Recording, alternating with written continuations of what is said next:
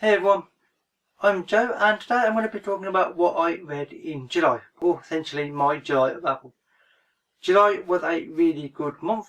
I read 9 books in total. I also met a bunch of other booktubers in London and had a really good day looking and buying books. I'm not going to talk about that now because I did a video that talked about it, which I will link in the description box down below, of course. So there's 9 books to talk about, so I'm not going to hang around. And I will start talking about the first one, which is A Maze of Death by Philip K. Dick. This is the SF Masterworks edition, and it is a quite thin book. And the idea of it is that 14 people who have never met before end up going to a fairly remote planet to colonise it. And essentially they start getting killed off one by one.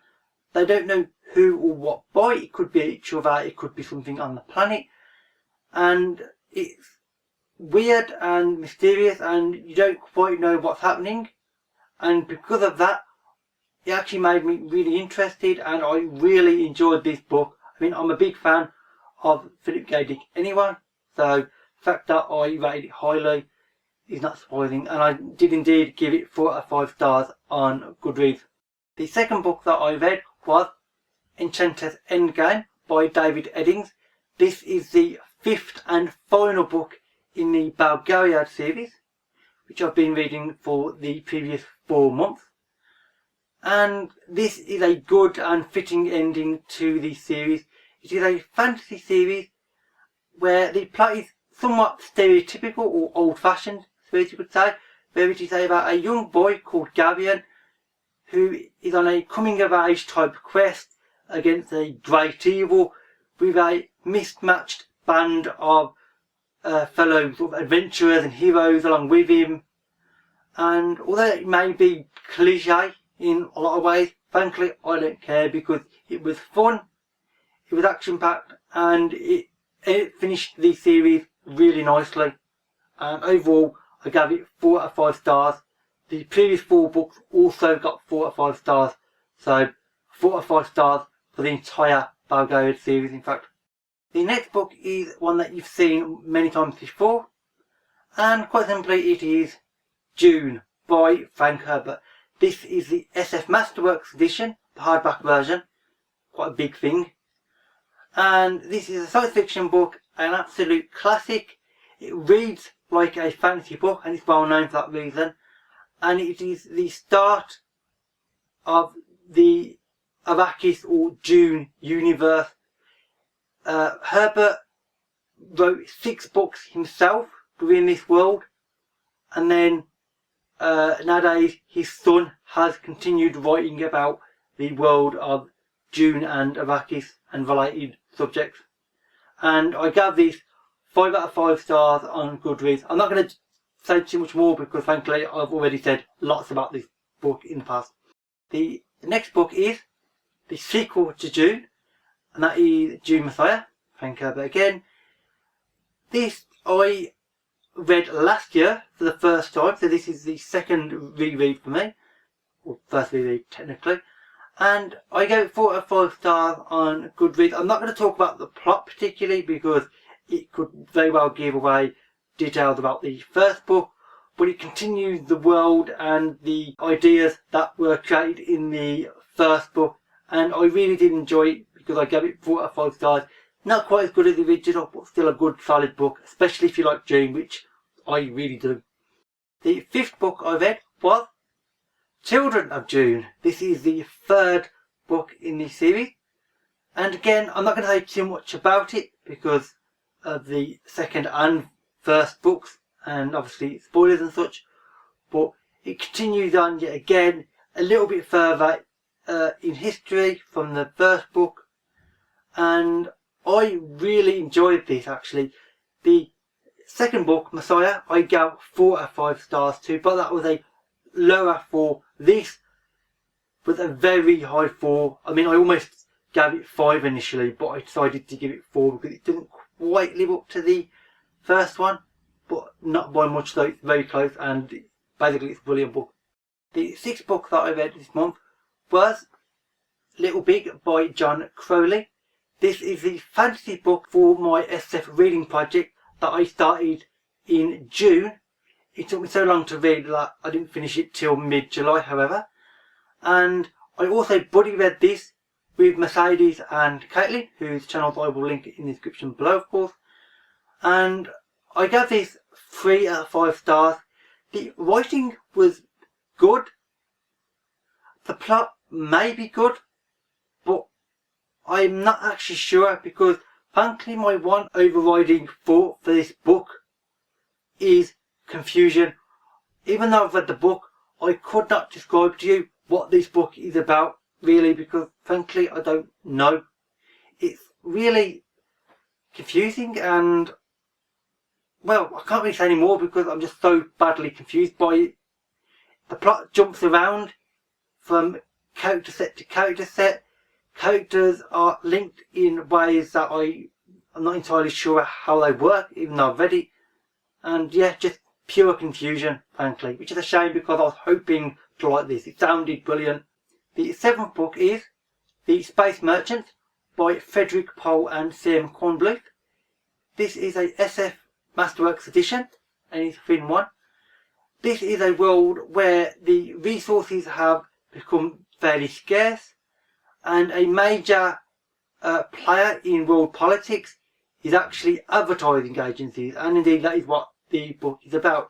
It's about one guy who starts to do extremely well within advertising, and the advertising world is extremely brutal in this world. I mean, advertising can be quite cutthroat in the real world, as we have it now. In this, cutthroat literally means cutthroat. It really was a fun book with some really interesting ideas, and I gave it 5 out of 5 stars on Goodreads. And I will definitely be reading other books by both authors. They've actually written several other books together as well, so I'm very curious to have to look into them and see what they've managed to put together. The 8th and penultimate book that I read in July was Snow Crash by Neil Stephenson. This is my first ever Neil Stephenson book, and overall I am very glad that I read this. The idea of it is that alongside the normal world, we have the metaverse, which is an online world where you have an avatar and you use full rig over your eyes and ears and such, sort of vaguely Matrix-like, essentially. This was written over 21 years ago, I believe, and this was written before Ready Player One, which has become very popular in the last year. So if you like Ready Player One, you may like this.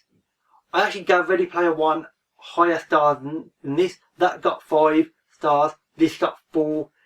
There are some moments in the middle of the book where Stevenson is talking about religion and going into quite a bit of detail, and it's not really interesting or indeed useful for the plot in any way. It doesn't advance characters or the plot line or even give you useful background, and frankly I'm not entirely sure why it was there. You could have cut a large section of it, a good probably 100 pages out, and it would have made the book sort of shorter and snappier and probably personally more interesting.